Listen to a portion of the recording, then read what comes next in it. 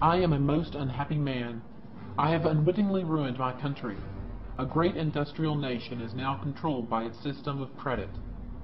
We are no longer a government by free opinion, no longer a government by conviction and the vote of the majority, but a government by the opinion and duress of a small group of dominant men.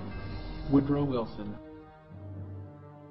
The Federal Reserve Act was passed during the Christmas vacation of 1913, when few congressmen were in town, and those same few congressmen helped pass the Income Tax Amendment shortly thereafter. The Federal Reserve Act was never ratified by the required 3/4 of the states.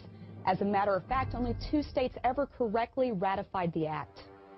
In 1935, the Supreme Court declared that an organization such as the privately owned Federal Reserve was unconstitutional. And the henchman organization, the IRS, is not really an organization within the United States Department of Treasury. In the case of Chrysler Corp versus Brown, the U.S. Supreme Court admitted that no organic act for the IRS could be found. In fact, no law can be found which requires American citizens to pay taxes on their wages. The IRS, a private collection agency working for foreign banks, specifically the owners of the Federal Reserve, operate out of Puerto Rico under the Federal Alcohol Administration, which was declared unconstitutional by the U.S. Supreme Court in the case of U.S. versus Constantine in '35. Please research the legality of these 2 private enterprises at freedomtofascism.com and supremelaw.org. Who does own the Federal Reserve banks? Numerous private banking companies, such as the Rothschild Bank of London, Warburg Bank of Hamburg, Rothschild Bank of Berlin, and Lazard Brothers of Paris, just to name a few. Does our tax money pay for government services we use every day? No.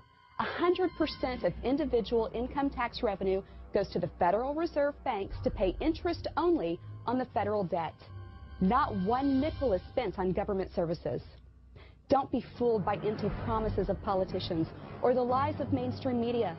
No hero is coming to give us our freedom back from these bankers.